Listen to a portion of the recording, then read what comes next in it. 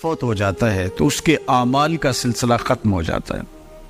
جب آپ تھے تو آپ نماز بھی پڑھتے تھے اور آپ کے نامہ اعمال میں اس کا ثواب درج ہوتا تھا۔ اب آپ چلے گئے دنیا سے تو نمازوں کا سلسلہ ختم ہو گیا۔ آپ صدقہ دیتے تھے، اس کا ثواب آپ کو دیا جاتا تھا، اب آپ نہیں دے سکتے۔ آپ تسبیحات کرتے تھے، آپ کسی کی مدد کرتے تھے، آپ لوگوں کو راستہ دکھاتے تھے، راستے میں پڑی ہوئی چیز اٹھا لیتے تھے، کسی پیاسے کو پانی پلا دیتے تھے، کسی بھوکے کو کھانا کھلا دیتے تھے، کسی برہنہ وجود کو لباس دے دیتے تھے، کسی کا بیٹھ کے دکھ سن لیتے تھے، کسی کی مشکل میں کام آ جاتے تھے۔ آپ حج کرتے تھے، آپ عمرے کرتے تھے، آپ قرآن مجید کی تلاوت کرتے تھے۔ یہ کتنے اعمال خیر تھے جو آپ بجا لاتے تھے، لیکن اعمال کا ثواب ہے جو اس کے نامہ اعمال میں درج ہوتا رہتا ہے۔ وہ کون سی 3 چیزیں ہیں سنیے، اور یہ اعمال اپنی زندگی میں کمائیں تاکہ نامہ اعمال کبھی بھی جو ہے وہ بند نہ ہو اور یہ چیزیں درج ہوتی رہیں۔ سب سے پہلی چیز صدقہ جاریہ، ایسا صدقہ کہ جو جاری رہے۔ آپ نے مسجد تعمیر کروا دی، جب تک وہ مسجد موجود رہے گی اور لوگ اس مسجد کے اندر نماز پڑھتے رہیں گے، ان کی پیشانیاں سجدہ ریز ہوتی رہیں گی، تو نماز پڑھنے والوں کو تو ثواب ملتا ہی رہے گا، جنہوں نے مسجد تعمیر کروائی ان کے نامہ اعمال کے اندر بھی ثواب درج ہوتا رہے۔ صدقہ جاری، مدرسہ تعمیر کروا دیا، آپ نے کوئی ہاسپٹل بنوا دیا، آپ نے انسانی ضرورت کے لیے پانی کا کنواں کھدوا دیا، اور کوئی اور ایسی چیز کہ جو آپ کے بعد بھی جس کا فیض لوگوں تک پہنچتا رہے، وہ فیض رساں چیز جب تک موجود رہے گی اور اس کا فیض لوگوں تک پہنچتا رہے گا تو نامہ اعمال میں ثواب درج ہوتا رہے گا۔ دوسری بات، او علم ينتفع به، یا علم جس سے لوگوں کو نفع پہنچتا ہے۔ یہ ایک ایسا کھاتا ہے جو کبھی بھی بند نہیں ہوتا۔ آج میں اگر حضور علیہ السلام کے فرامین آپ کے سامنے رکھ رہا ہوں اور آپ اس کو سن رہے ہیں، اور اللہ توفیق عمل بھی نصیب فرمائے، تو مجھے بتائیے، مجھے تو اس کا ثواب ہو ہی رہا ہے۔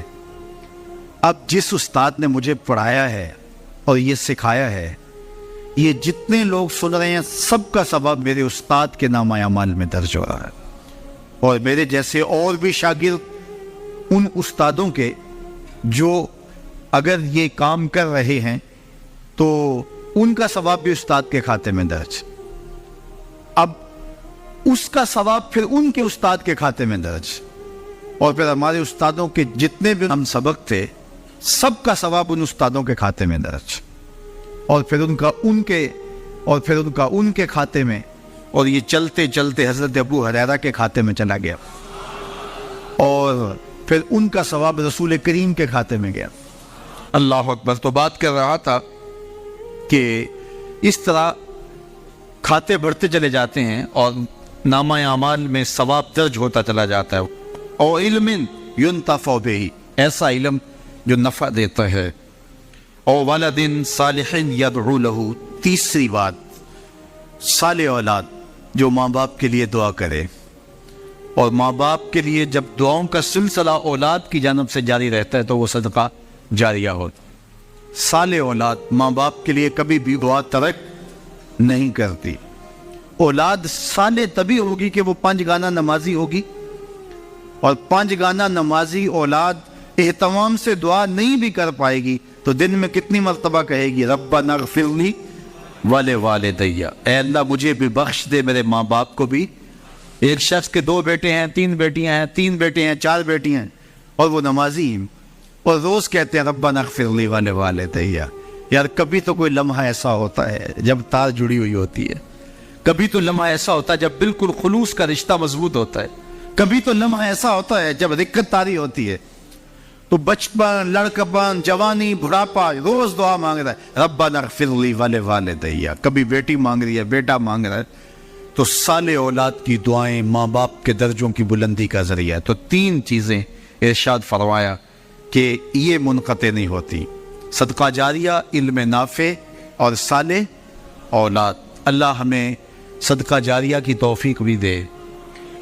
اور اللہ ہمیں علم نافع سیکھنے اور علم نافع آگے منتقل کرنے کی توفیق بھی دے، اور اللہ جل شانہ ہمیں توفیق عطا کرے کہ ہم اپنی اولاد کی ایسی تربیت کریں کہ کل ہمارے لیے وہ صدقہ جاریہ بنیں، اور ہمارے مرنے کے بعد بھی اور ہماری زندگی میں بھی ہمارے نامہ اعمال میں نیکیوں کے درج ہونے کا سبب و ذریعہ ہو، اور ہمارے لیے دعاؤں کا سلسلہ جاری رہے۔ انبیاء ہیں جو گناہوں سے پاک ہیں، جن پر گناہ کا ایک دھبا بھی نہیں ہے، باقی گناہ میرے میں بھی ہے، گناہ آپ میں بھی ہے، لیکن اگر ہم لوگوں کے گناہ اچھالنا شروع کر دیں گے تو ہمارے بھی گناہ اچھالے جائیں گے، بالخصوص اگر کسی نے کسی گناہ سے توبہ کر لی اور وہ اس گناہ کو چھوڑ کے نیک بن گیا۔ اب اگر کوئی بندہ اس کے اس گناہ کا ڈنڈورا پیٹتا ہے تو اللہ جل شانہ مرنے سے پہلے اس کو اس میں مبتلا کرے، یہ اس کی سزا ہوگی۔ اس کو اللہ نے معاف کر دیا، اس نے معافی مانگ لی، تم کون ہوتے اس کو ڈنڈورا پیٹنے والے؟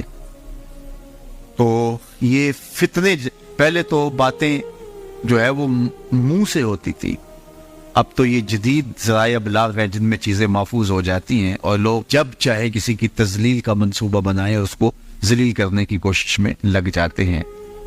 آئے روز جو ہے وہ ہم ایسے مناظر دیکھتے ہیں، اگرچہ وہ باتیں درست بھی ہوتی ہیں، لیکن جو کسی کے ذاتی معاملات ہوں، یہ بالخصوص سیاستدانوں کے اندر تو یہ بہت سارا ہے، تو باقی دینی طبقات کے اندر بھی ہے، لیکن ان میں اور زیادہ ہے۔ تو یہ ایک بہت بڑا فتنہ ہے جس